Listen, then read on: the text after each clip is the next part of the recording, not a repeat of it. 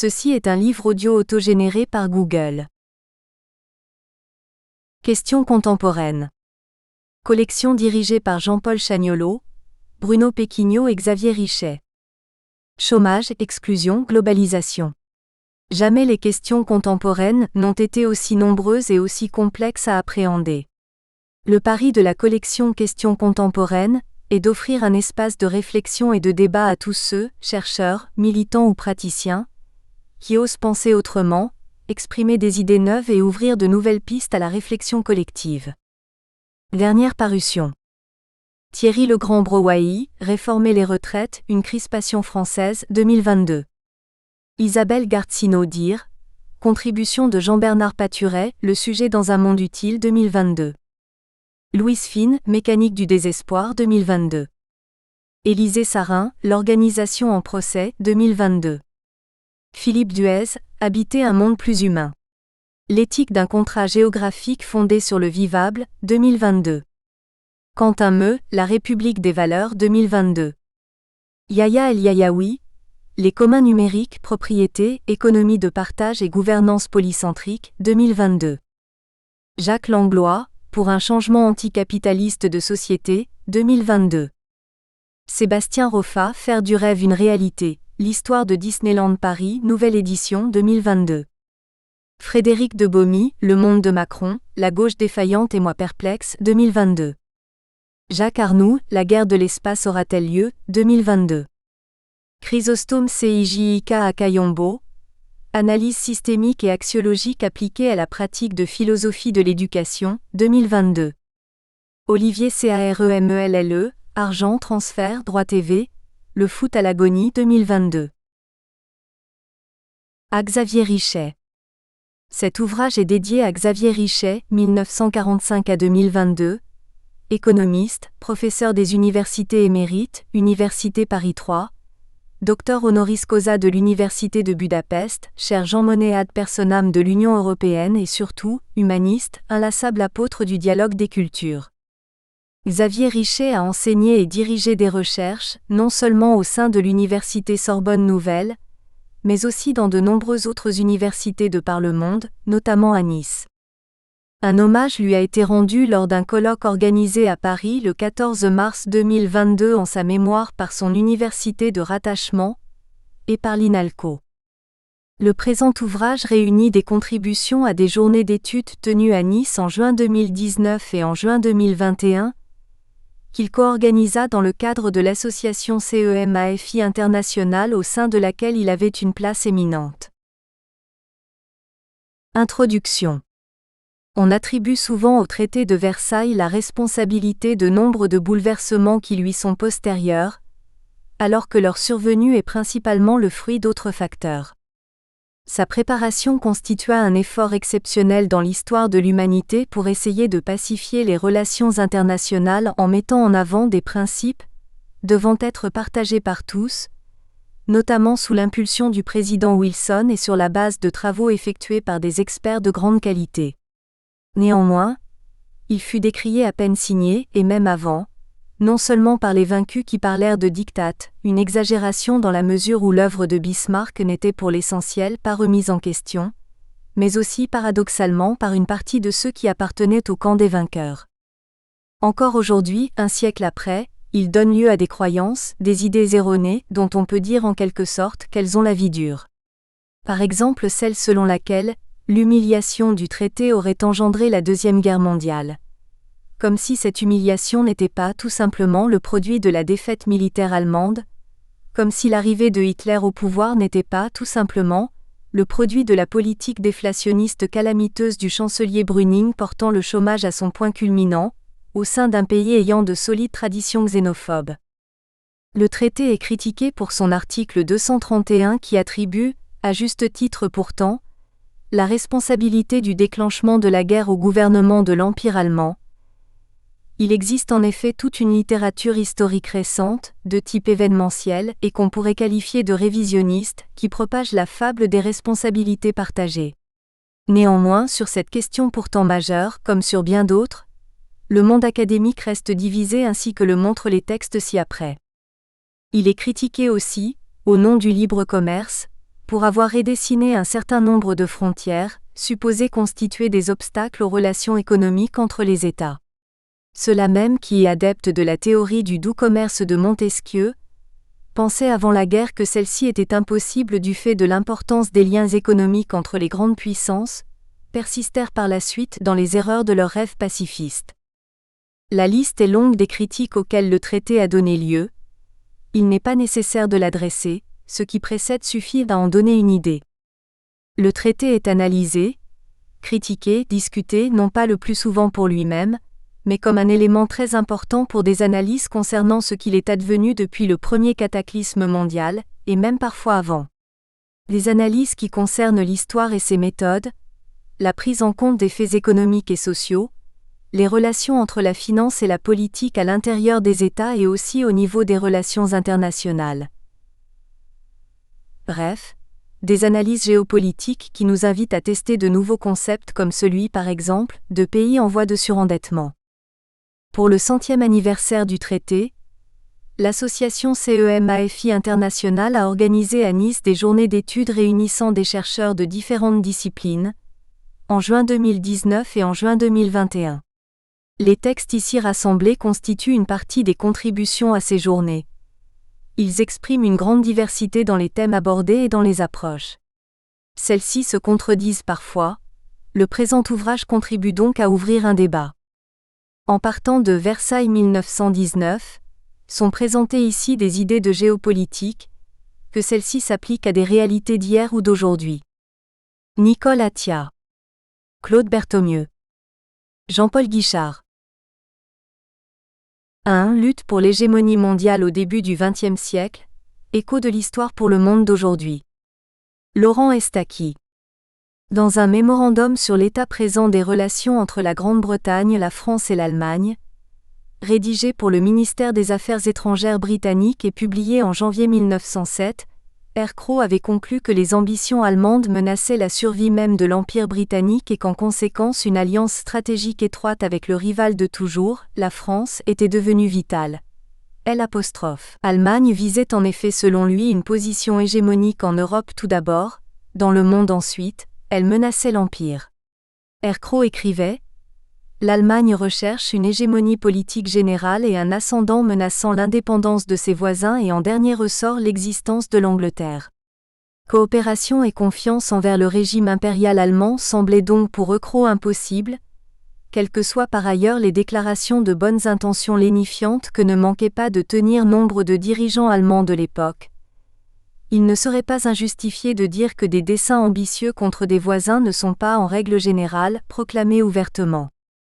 Compte tenu de son analyse des enjeux, Crowe concluait que l'Angleterre devait donc présupposer le pire puisqu'elle était dans une situation dans laquelle elle ne pouvait pas se permettre de courir de risques. En d'autres termes, tant que l'Empire allemand développerait une marine de guerre dont le but ultime était de supplanter la marine britannique, la menace était devenue d'une dangerosité extrême.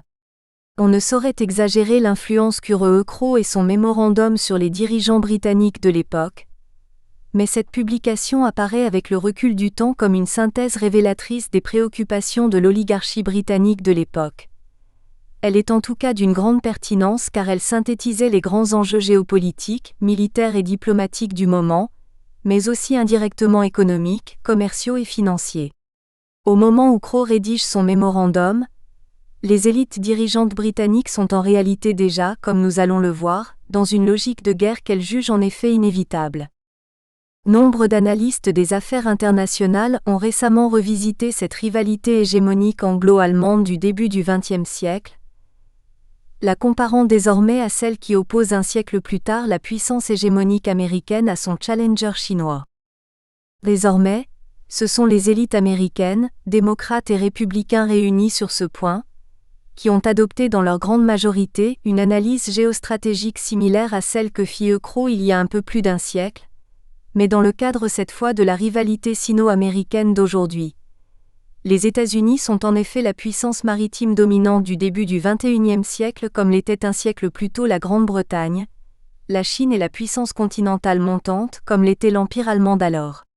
À ce sujet, dès 2009, Niall Ferguson s'interrogeait : quand peut-on considérer qu'une puissance émergente devient une menace ? Il y a rarement un moment unique.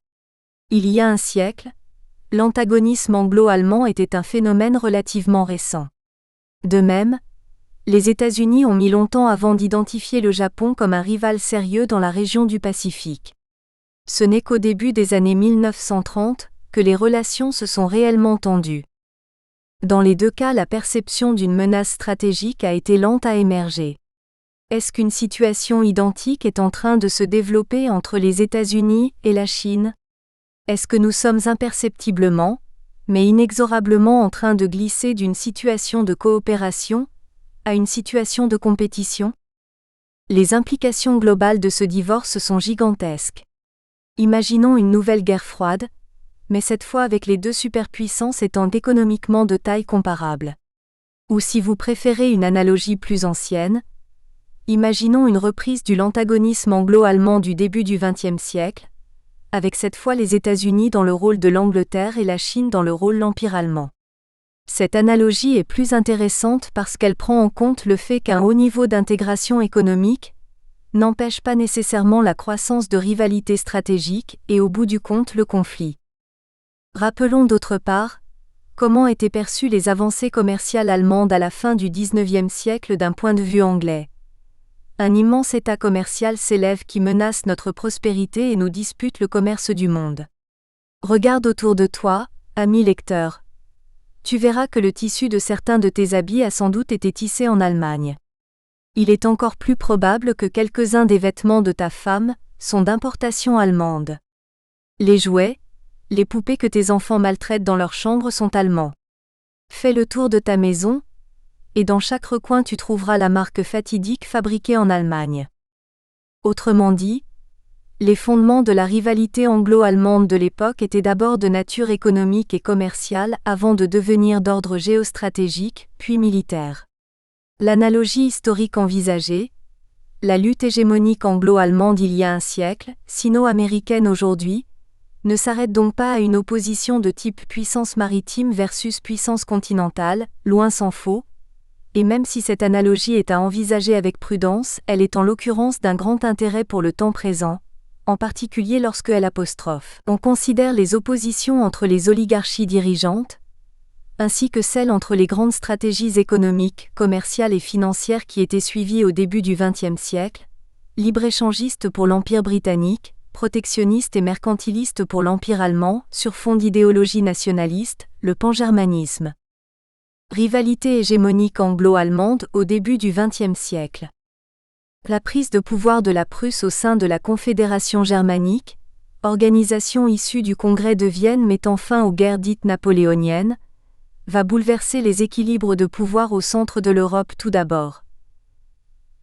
Là où la Confédération réunissait en effet au préalable 39 États souverains de langue allemande qui peinaient à s'accorder, mais qui contribuaient à l'équilibre européen, la victoire dans un premier temps de la Prusse sur le Danemark en 1864, puis contre Autriche en 1866 et enfin surtout 5 ans plus tard contre la France, allait aboutir à l'unification de 38 de ces États sous la domination de la Prusse et à la proclamation de l'Empire allemand dans la galerie des glaces du château de Versailles, le 18 janvier 1871, ultime humiliation de la France orchestrée par le chancelier prussien Otto von Bismarck. Cette rupture des équilibres au cœur du continent européen allait inexorablement devenir inacceptable, d'un point de vue britannique, puisque menaçant la puissance hégémonique britannique et conduire ainsi in fine à la déflagration de 1914. D'autre part, à partir de 1897, sous l'impulsion de l'empereur Guillaume II et du contre-amiral Tirpitz, la flotte de guerre allemande allait connaître un développement considérable. L'objectif de l'Allemagne est alors, par la seule montée en puissance des capacités de la marine impériale, de dissuader l'Angleterre de s'opposer à ses futures ambitions mondiales. Ainsi, les dirigeants britanniques comprenant que la suprématie maritime britannique se trouvait menacée, deux tournants stratégiques majeurs aux conséquences cruciales seront dès lors initiés. Le premier constitue une véritable révolution diplomatique vis-à-vis de la France et de la Russie.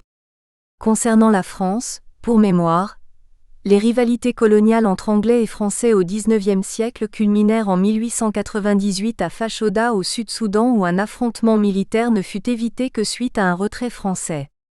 La véritable priorité française était cependant à l'époque de récupérer l'Alsace et la Lorraine, enlevées par les Allemands en 1871, et la France ne pouvait donc pas se permettre de s'aliéner le voisin anglais.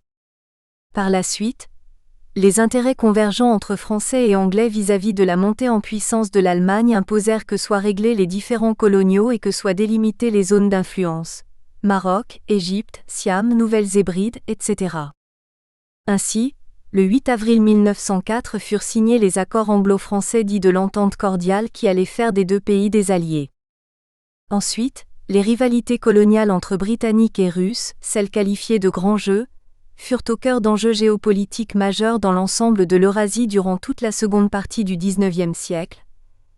L'Angleterre souhaitait en effet empêcher la Russie d'avoir accès aux mers chaudes, Méditerranée, Océan Indien, mer de Chine, et considérait également les avancées russes en Asie centrale comme une menace directe pour ses possessions en Inde. Là aussi, la montée en puissance de l'Allemagne, plus précisément les craintes en Angleterre nées de la rencontre entre le tsar Nicolas II et son cousin Guillaume II le 11 juillet 1905 poussèrent les Anglais à accélérer un processus de rapprochement avec la Russie. Le 31 août 1907 fut signée à Saint-Pétersbourg une convention anglo-russe définissant cette fois les sphères des influences respectives anglaises et russes concernant la Perse, l'Afghanistan et le Tibet. Cette convention anglo-russe faisait également suite à une convention militaire franco-russe signée le 17 août 1892 et entrée en vigueur l'année suivante. De fait, une triple entente réunissant les empires britanniques, français et russes venait ainsi d'être mise à place en 1907. Cette triple entente n'avait qu'un but. Lorsque le conflit jugé inévitable par les Britanniques débuterait, l'Allemagne serait obligée de combattre sur deux fronts, à l'est contre la Russie, à l'ouest contre Français et Anglais. Ce bouleversement diplomatique, la fin ou la mise en sommeil d'anciennes rivalités coloniales, avait donc pour objectif principal de faire face à la montée en puissance de l'Empire allemand. Il se révélera décisif dès le début du conflit en 1914. En effet, alors que le plan Schlieffen d'invasion de la Belgique et de la France prévoyait initialement que la première armée allemande devait passer à l'ouest de Paris, dans un grand mouvement d'encerclement des troupes anglo-françaises qui auraient dû être prises dans une nasse en Champagne. L'offensive russe en Prusse orientale, dans un premier temps victorieuse, bouleversa les plans allemands. Deux corps d'armée durent ainsi être retirés du front ouest. Dès lors, les premières et deuxièmes armées allemandes passeront à l'est de Paris offrant le flanc à une attaque depuis la capitale. Elles se trouvaient de plus en infériorité numérique lors de la contre-offensive franco-anglaise principale sur la Marne et devront battre en retraite. Une victoire rapide à l'ouest sur la France ne sera dès lors plus envisageable pour l'Allemagne. La reconfiguration du contexte stratégique, les alliances diplomatiques et militaires initiées quelques années plus tôt par les Anglais avec les Français et les Russes, venaient de changer le cours de l'histoire. Les ambitions allemandes sur les mers furent également contrecarrées par deux décisions de portée stratégique majeure. Dès 1906, l'amirauté britannique demande à ce que soit conçu un nouveau gros canon pour l'époque de 12 pouces, 305 mm, qui équipera les navires les plus puissants de la Royal Navy, les HMS Saint-Vincent, Collingwood et Vanguard, rendant par avance obsolètes les vaisseaux à canons multiples que construisait l'Allemagne. 6 années plus tard, en 1912, Winston Churchill, alors Premier Lord de l'Amirauté, décida également que la Royal Navy devait passer du charbon aux dérivés du pétrole pour la propulsion de ses navires. Ceux-ci allaient de la sorte avoir non seulement des capacités de tir supérieures, mais aussi être beaucoup plus rapides que les navires allemands fonctionnant encore au charbon.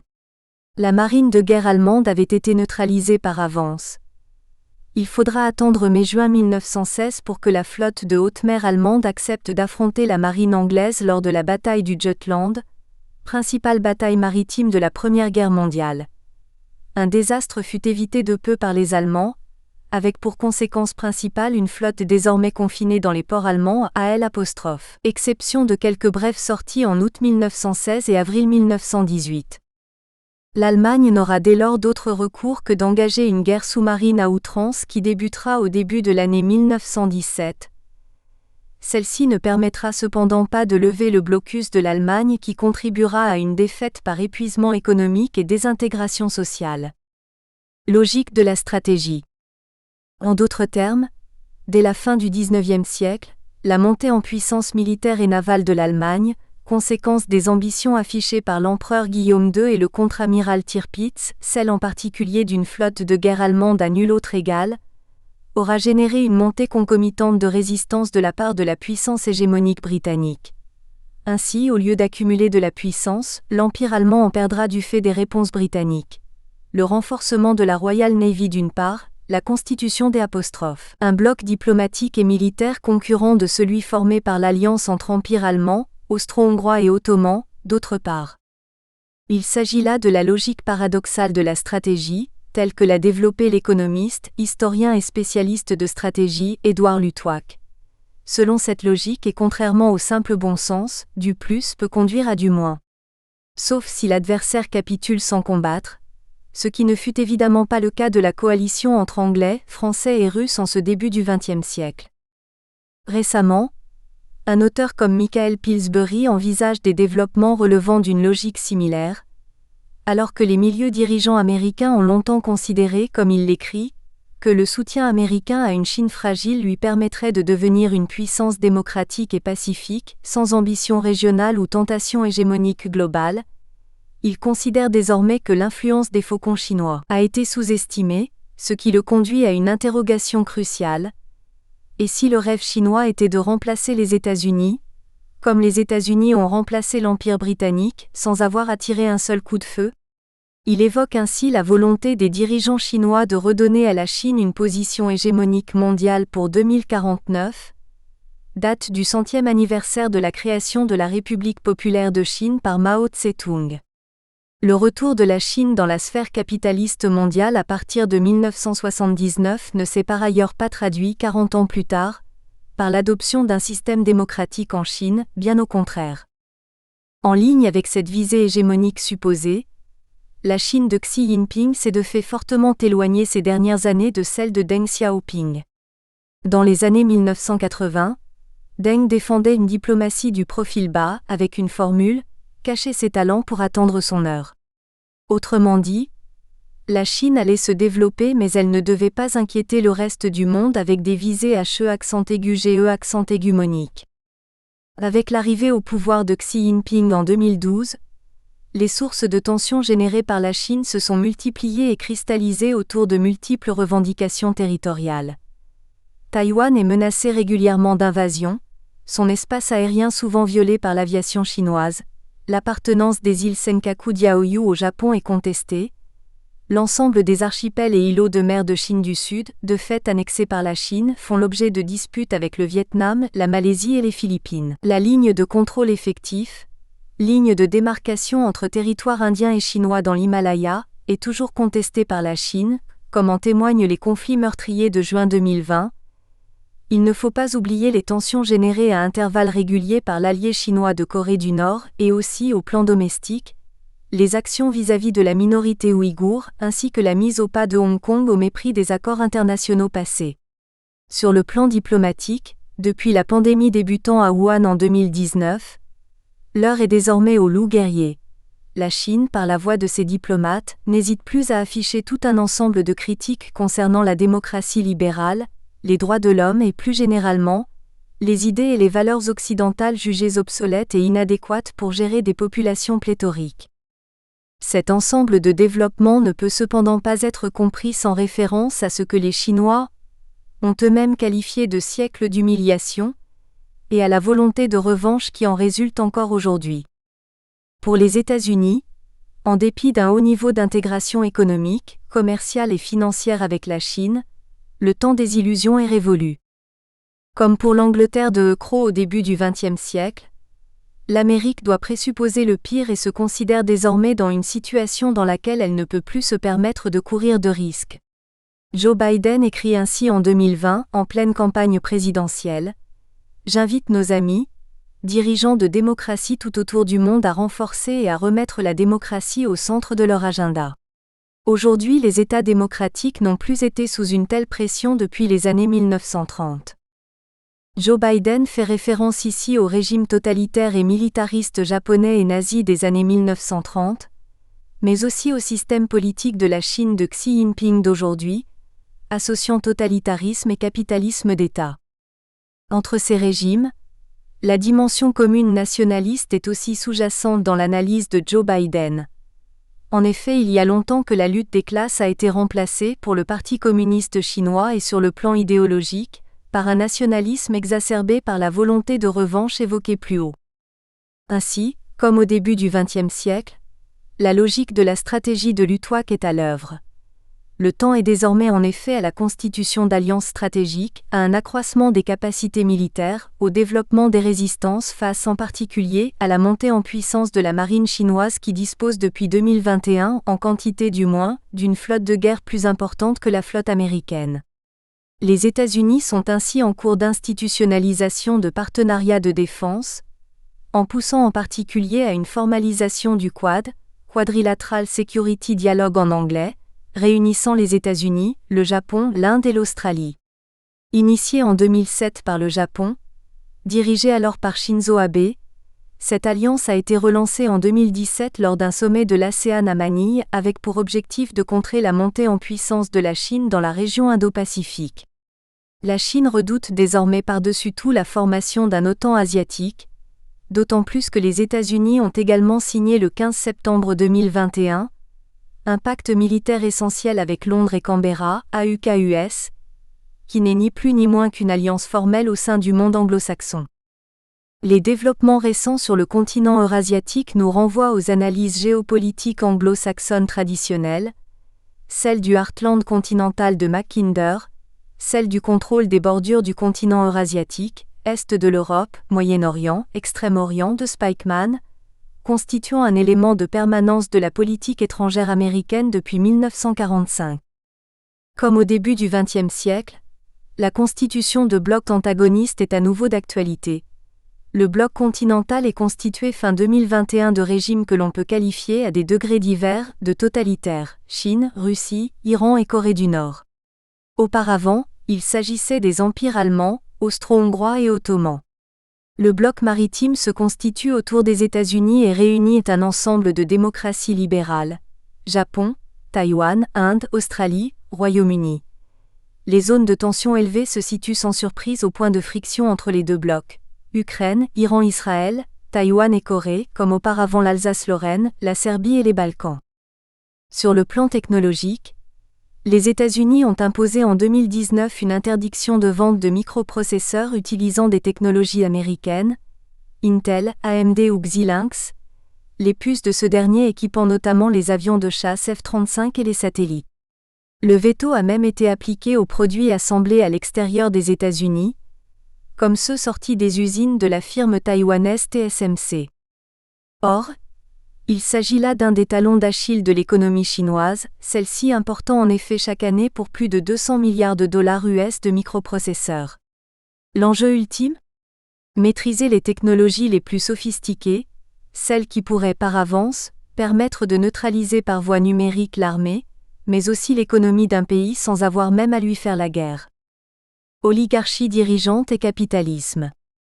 Un autre élément de l'analogie historique envisagée ici implique que l'on se réfère aux travaux de Fernand Braudel, l'historien de l'économie. Braudel écrivait en effet dans les lignes finales qui concluaient sa trilogie sur le capitalisme. De même que l'on ne peut guère attendre des pays qui sont au centre d'une économie monde qu'ils renoncent à leurs privilèges sur le plan international, de même sur le plan national, peut-on espérer que les groupes dominants qui associent le capital et l'État et qui sont assurés d'un soutien international acceptent de jouer le jeu et de passer la main ? Pour mémoire, Braudel considérait que le fonctionnement de l'économie relevait de 3 niveaux distincts.